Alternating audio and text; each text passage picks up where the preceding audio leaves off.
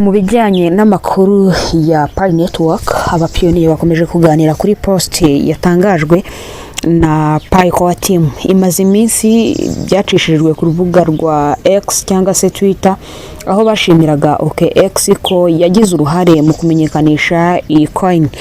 Abenshi rero mu bapiyoniye bakomeje kubiganiraho, tutirengagije ko hari n'abataremera ko iriya Pi iri kuri exchange ari Pi coin ya nyayo. Ikaze mu kiganiro cya none, hano ni kuri Rugwiro Pro Zone Official. Ibiganiro byacu byibanda ku mafaranga ashingiye ku ikoranabuhanga rya blockchain.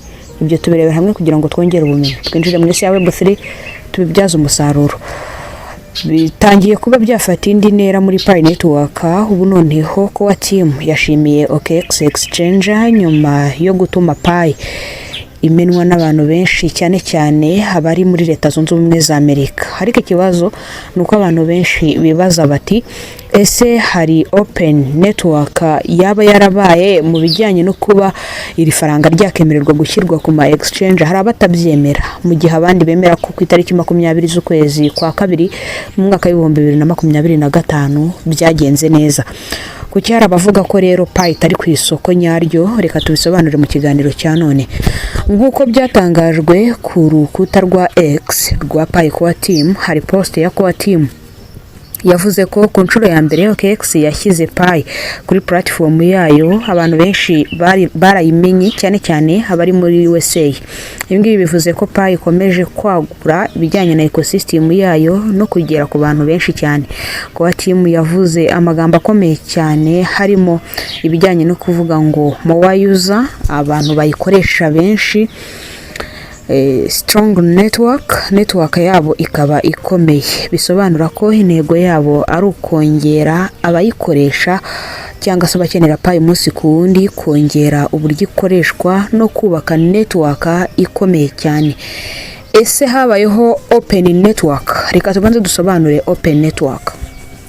Open network bivuze ko ifaranga rishobora gushyirwa ku isoko ku ma exchange yamaze gutoranywa. Core Team yakoresheje igice kijyanye na KYB cyangwa se Know Your Business mu kugira ngo bemeze exchange abaza kuza kuba bakorana nayo. Open network rero ntabwo bivuze ko ibintu byose bihita biba bifunguwe 100% nk'uko bamwe babitekereza. Open network itandukanye na open mainnet. Open network ya Pi bisobanuye ibintu byinshi, ariko iby'ingenzi dushobora gucamo nibi.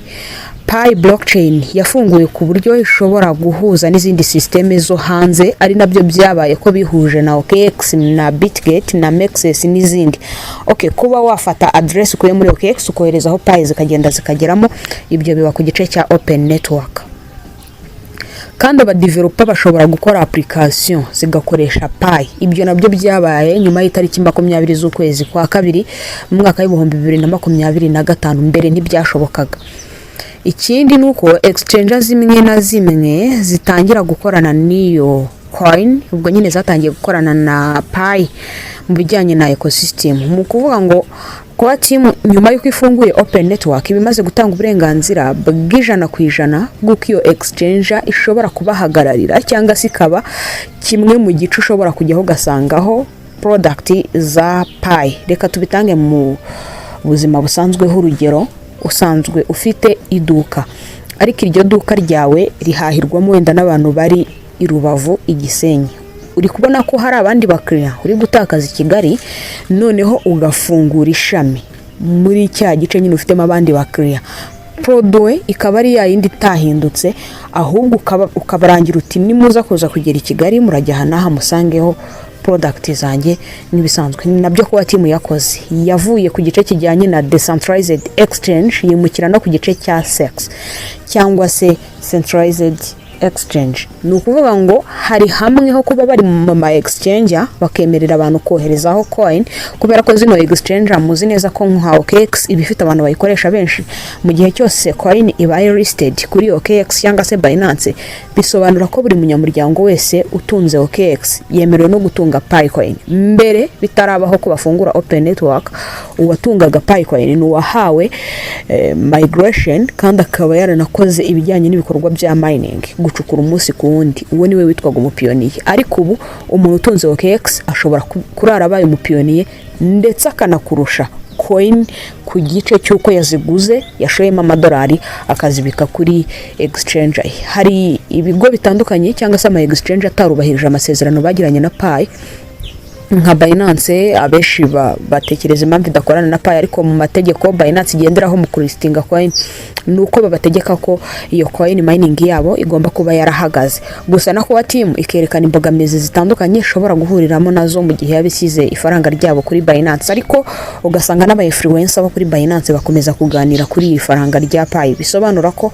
Pi iragutse ni nini no kuruta ama exchange nka OKX cyangwa se Binance ibarusha abanyamuryango, kuko uteranije abanyamuryango bafite Binance na OKX nta nubwo bakuzura abafite Pi mu matelefone yabo. Ikiba kibura ni icyo kuvuga ngo noneho bya bintu bari gucuruza bifite agaciro kangana iki. Niba ari karite iri hejuru, karite yabijyanye nyine no kuba umuntu yitunze ashobora kuyikuramo amafaranga ashobora gukemura ibibazo atimazeho umutungo wose afite. Ubu ngubu nicyo kibazo kuba team igomba kuba yahangana nacyo, kijyanye no kuba coin yabo yazamuka, wagurisha imwe ikaba hari ikintu yakumarira bidasabye ko umaraho coin kuri wallet yawe. Nukuvuga ngo rero buri muntu wese utunze OKX cyangwa se utunze indi exchange ifitanye amasezerano na Pi, kubera ko kwa team yabanje no kubishyira hara muri dashboard zacu. Iyo winjiye muri application ya Pi hari aho uca ukagenda ugasacinga za application ukazibona zemerewe gukorana na Pi, ariko izo application ugasanga na ama exchange yemerewe kuba ya listinga Pi. Ntabwo rero kuri blockchain bishoboka ko washyiraho ifaranga ritari ryaho. Umuntu wumva ko bishidikanyaho ashobora kuza gufata nka BNB address akaza koherezaho Bitcoin. Ntago bikunda, bisaba ko haba harimo imikoranire. Ibyo byaba bisa nko guhuza amavuta n'amazi kandi ntago bishoboka.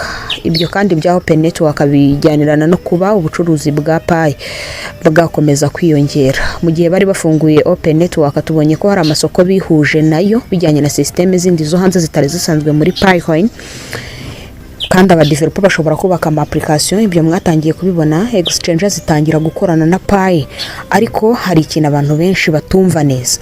Kuki hari abantu batari kwemera ko iyi coin ya Pi iri ku isoko, kandi ko team yarabitangaje inshuro nyinshi. No mu gihe twendaga kuyibona kuri exchange ya OKX babishyizemo batangaza n'itariki n'isaha, ndizera ko iyo post hari abantu bayifite. Abantu benshi rero ntago bemera ko Pi iri ku isoko kubera impamvu zitandukanye. Babishingira ko hari exchange zimwe na zimwe zitarabona ubufatanye bwuzuye na Core Team.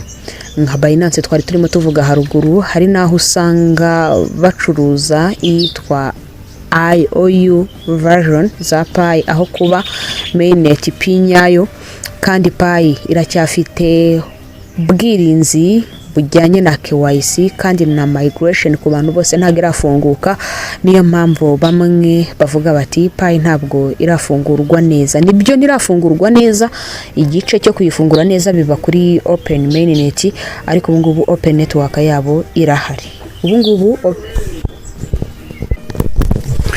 ikindi kibazo ushobora guhita wibaza ni ukwibaza ngo OKX niki yakoze gikomeye cyatumye ishimirwa na Core Team. OKX ni imwe muri exchange rero zikomeye ku isi. Kuba Core Team yayishimiye, yavuze ko OKX yagize umumaro n'ikintu gikomeye yakoze, nuko yabaye iya mbere mu zikoreshwa muri Afrika cyane cyane. Ukuvuga ngo abenshi mu bagurisha Picoin muri exchange zamaze kuba zagirana imikoranire na Pi. OKX iri mu zambere muri Afrika zikoreshwa cyane mu bijyanye no kuvunjisha Pi, ndetse ni Burayi batangira ko bakoresha iyi exchange. Impamvu y'ingenzi rero bivuze ko Pi ecosystem iri kwaguka, iri kwakira ibigo bikomeye nka OKX. Abantu benshi bo muri USA bashobora kubona Pi mu buryo bworoshye binyuze kuri OKX. Byongera icyizere cya global adoption, kandi bishobora kuba byatangira gukangura izindi exchange zitaragira imikoranire na Pi. Abibazaga rero ko Pi iri ku isoko cyangwa itariho, igisubizo ni yego, ariko ntabwo ibintu byose byari byajya ku murongo neza. Turacyategereje Open Mainnet. Mu gihe Pi iri ku gice kijyanye na Open Network, hari exchange zimwe na zimwe zitarayishyira ku isoko, hari ecosystem ikiri kwiyubaka, hari application zikirimo gukorwa, ariko kandi abantu bose ntibararangiza kubona ibijyanye na migration. Mainnet utility iracyari kwaguka, exchange zose ntizirakira cyangwa se ntabwo zari zakora ibijyanye no gusinya amasezerano na Coatm mu kuba zacuruza iyi Picoin. Iyi rero ni projet iri mu rugendo rwo kwiyubaka, ntabwo ari projet yarangiye. Ubibona ute?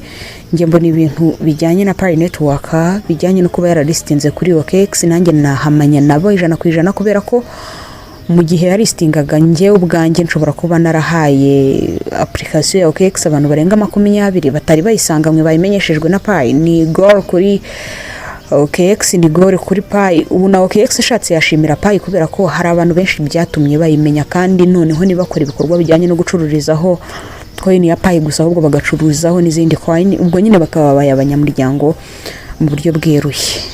Wowe ubitekereza hiki? Ese ubona ko Pi izagera kuri Binance na Coinbase vuba? Urandika igitekerezo cyawe muri comment. Ntiwibagirwe gukora like cyangwa se subscribe kuri iyi video kugira ngo ukomeze ubone amakuru agezweho kuri Pi Network na crypto muri rusange. Ndagushimiye we twabanye, ni naha dusoreje ikiganiro cya none. Wakoze cyane kutwumva. Ibijyanye no kuba wafata amafaranga ukagura coin kuri OKX n'ahandi bijye bituruka kuri analyse wakoze, kuri risk wafashe, kubera ko amafaranga ya crypto arahinduka mu isaha imwe. Ushobora guhomba amafaranga angana nayo wari washyizeho ugasanga balance ni zero, kubera ko harimo icyo twita volatility cyangwa se hajemo n'ibyo twita manipulation. Ni byinshi isoko rigenderaho. Navuga ni buri muntu wese agomba kubanza gusesengura mu buryo buhagije kugira ngo agire icyemezo afata. Ndagushimiye.